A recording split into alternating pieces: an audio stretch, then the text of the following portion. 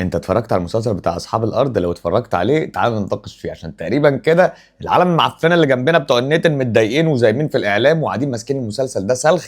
فتعال احكي لك المسلسل ده لو لسه ما اتفرجتش عليه، اول حلقتين ثلاثه كده يعني تفهم منهم الحدوته داير على ايه والناس دي سخنين ليه. فتعال احكي لك.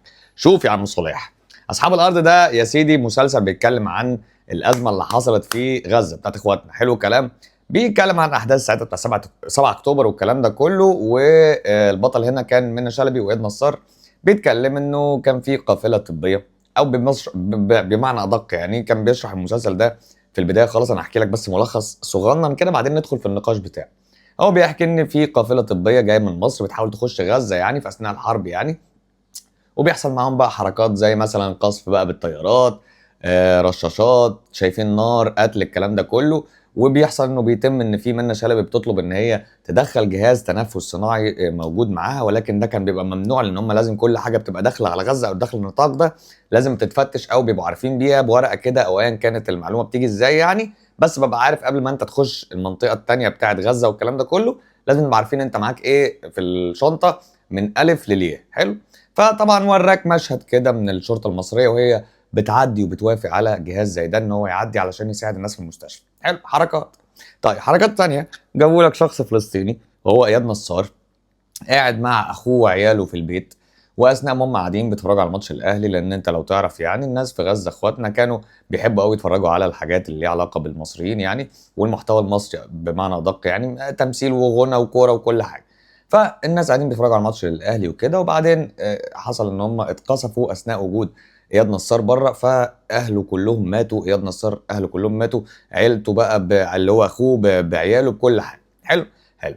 خلاص خلصنا وبتاع والناس راحت المستشفى والحدوته اللي انت فاهمها اللي تمت في غزه، اللي انا اكيد مش هقعد اقول لك عليها، انت كده كده عارفها وكلنا عشناها يعني. وكانت ايام ما يعلم بها الا ربنا، ربنا ما يعودها ويا رب تخلص على خير يعني. لحد ما بيجي منظر انه بنشوف بعد كده انه المعفنين بتوع النتن دول بدأوا ان هم كمان مش بس ان هم بيقصفوهم، لا ده هم كمان بييجوا ياخدوا اعضائهم في المستشفى من الجثث اللي موجوده جوه. وحاجات من دي بقى لسه هنشوفها في المستشفى جوه يعني، او بمعنى ادق هنشوفها في المسلسل اللي جوه ده. طبعا هنا بقى احنا خلصنا ايه الحدوته اللي لسه سريعه، ما فيهاش تفاصيل كتيره برضه عشان ما احرقلكش يعني، ولكن انت كده استشفيت الموضوع ماشي عليه. طيب تعال اقول لك بقى الناس دي زعلانه ليه، وايه اللي حصل، وايه اللي خلاني اصلا في الاساس وخلى الناس كلها وخلاك انت دلوقتي باذن الله اكيد هتشوف المسلسل ده، لانه بيتكلم عن حدث تاريخي انا وانت عشناه وفي الغالب هنحكيه بعدين لاولادنا واحفادنا يعني. فالناس دي زعلانه قوي، اللي هو ايه ده، مين قال لك ان احنا بنعمل كده؟ على فكره حضرتك احنا ما بنعملش كده مين قال لك ان احنا بناخد اعضاء؟ احنا ممكن نقتلك، ممكن نموتكم، ممكن نكسفكم، ماشي، ممكن اخد انا معفن عشان اخد اعضاء يرضيك؟ وده كانت بقى حل الناس هناك في الاعلام اليهودي يعني، انه انتوا ازاي بتتكلموا كده؟ ايه الحدوته دي يا مصريين؟ جرايه مصر انت وهو في الحواديت بنت الاميه، انا عملت انا كده. وبالتالي هنا بقى ساعتها اقول لك انه في حاجه هنا بدات الحكومه المصريه تقريبا بتتبعها يعني، وهي ان انا هعاملك بالمثل. من الاخر بقى يعني، انت دلوقتي لو تعرف ان امريكا واوروبا والناس دي كلها هم كمان بيحاربوك على نطاق ايه؟ الافلام والمسلسلات. حلو. فانت دلوقتي انت كمان بقيت بتحاربهم على نطاق ايه؟ الافلام والمسلسلات. حلو. يا بدل بص اقول لك على حاجه، بدل ما اطلع اقول لك خلاص كسياسه بقى ورؤساء وبتاع، والرئيس ده يقول الرئيس ده على فكره انت عندك وانتوا بتعملوا وانتوا، الاسهل والاحلى والاشيك والالذ وعادي خيال المؤلف. ايه المشكله؟ عملتها لك في مسلسل. انا بقول انت بتعمل كده، انا ما قلتش ان انت، انا بقول الناس اللي ضربوا في الحته دي بتعمل كده. لو انت براحتك بقى، انت اللي على راسه بطحه يحسس عليه.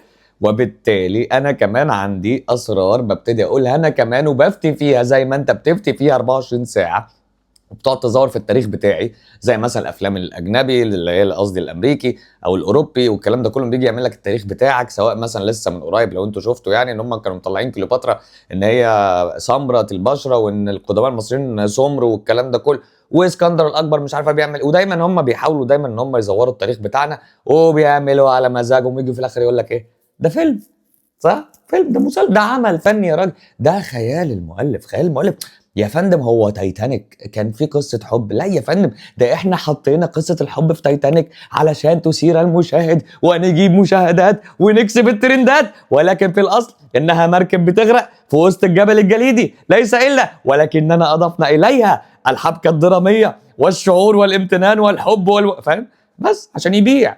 فهو في الغالب بيقول لك ايه يا عم ده عمل فني، انت محاسبك قوي يا اخي، انت ضد الفن على فكره، ما بتحبش الفن على فكره. وانا كمان هقول له كده، متضايق ليه يا عسل؟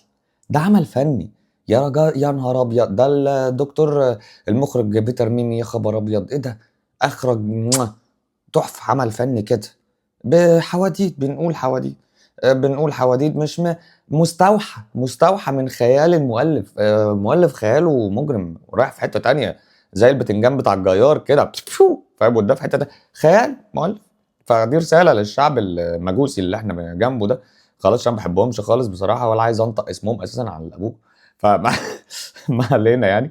بس هم متضايقين بسبب إن أنت كمصري بدأت إن أنت تحاربهم بنفس الطريقة بتاعتهم، إنك تقول حقائق أو يمكن أسرار ما حدش يعرفها، وما كانش ينفع برضه إن حد يعرفها على الملأ، اللي هو حد يطلع يقول دول بيعملوا وبيسووا والكلام ده كله بدون وجود دليل معين أو الكلام ده كله، أو هم ساعتها برضه هيطلعوا يوشوشوا على الكلام ده يقول لك لأ ما نعملش، لأ هات لي، فاهم؟ هيقعد برضه يمسكك إن أنت هات لي دليل فمن الآخر إحنا اتبعنا نفس النظرية بتاعته، اللي هو أنا كمان باحكي، أنت احكي وأنا أحكي، فاهم؟ أنت هتعرف تعمل مسلسل فأنت احكي، وأنا باعرف أعمل مسلسل هاحكي، فاهم؟ ونشوف بقى مين قدام التاني يسجل في التاريخ، لأن خلي بالك المحتوى بتاع الأفلام والمسلسلات ده بيبقى محتوى تاريخي. يعني مهما نعيش ونموت أنا وأنت ده موجود خلاص، قلب عليه في أي وقت، اكتب أصحاب الأرض مهما بعد 60 70 سنة هتلاقي إيه موجود كده كده، وهتعرف الحدوتة. وبرضه كده كده ادينا وأنت عايشين يا عم، وفي الزمن اللي جاي إن شاء الله سواء أصحاب الأرض كان بيقول الحقيقة كاملة يعني بالنسبة لهم هم يعني، انا بالنسبه لي مستعد ان انا اصدق الحقيقه دي، وعادي ما عنديش مشاكل خالص ان هو يصدق ان هو ابن 60 في 70 يعني. بس في نفس الوقت ادينا انا وانت عايشين وهنتفرج على المسلسل، وفي نفس الوقت نحكي للاجيال اللي جايه لو كان ده حصل ولا لا. واهو هنشوف الايام اللي جايه ماشيه على ايه. بس يا صلاح اكتب لي انت كمان في الكومنتات لو حبيت مسلسل معين، وتابع برضو الفيديوهات اللي جايه، عشان انا بدات النهارده اهو من النهارده ان انا اتناقش في المسلسلات بتاعت رمضان، وقول لي برضو وجهه نظرك مختلفه عني ولا لا، واقنعني بيها لو حبيت. تمام موافقني، اكتب لي برضه ان انت موافقني. حبيبي يا عم صلاح، وسلام يا صلاح.